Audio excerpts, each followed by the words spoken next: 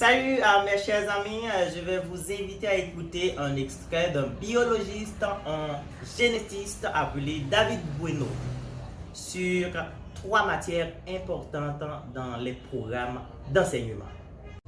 À ne pas oublier, ces 3 disciplines sont l'art plastique, la musique et l'éducation physique et sportive. Et elles sont traitées en parents pauvres. Écoutons ensemble David Bueno.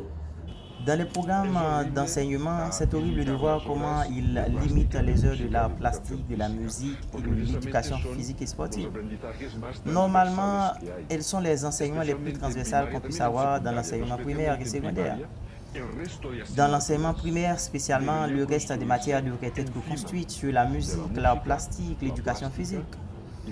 Par exemple, l'éducation physique exige l'apprentissage de la séquence des mouvements. Quand tu fais n'importe quelle activité phisique, par exemple, si on se met à lancer un ballon vers un panier, si premièrement on laisse tomber le ballon par terre et après on fait le mouvement du lancer du ballon, le ballon n'arrivera jamais dans le panier. Tu dois fragmenter les mouvements. De ce fait, la partie du cerveau qui se charge de la fragmentation est exactement la même qui nous permet d'ordonner n'importe quelle activité de notre vie. Nous devons savoir que premièrement, nous devons faire une chose et après une autre, parce que l'inverse ne fonctionne pas.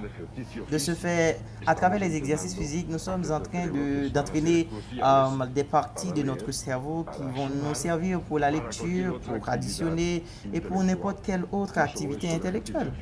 Non seulement cela, l'exercice physique permet à ce que les neurones de notre cerveau puissent établir facilement des connexions entre elles.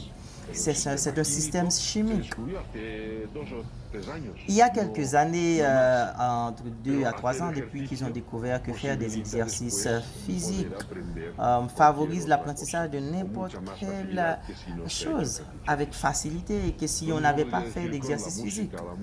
La même chose avec la musique, elle est une gymnastique du cerveau. Elle fait partie de ce petit nombre d'activités qui peuvent activer tout le cerveau de manière simultanée. Beaucoup plus que résoudre une multiplication. On devrait avoir la musique à tous les niveaux d'enseignement.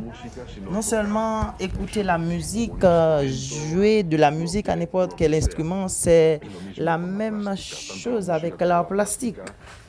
Et la musique et l'art plastique font appel directement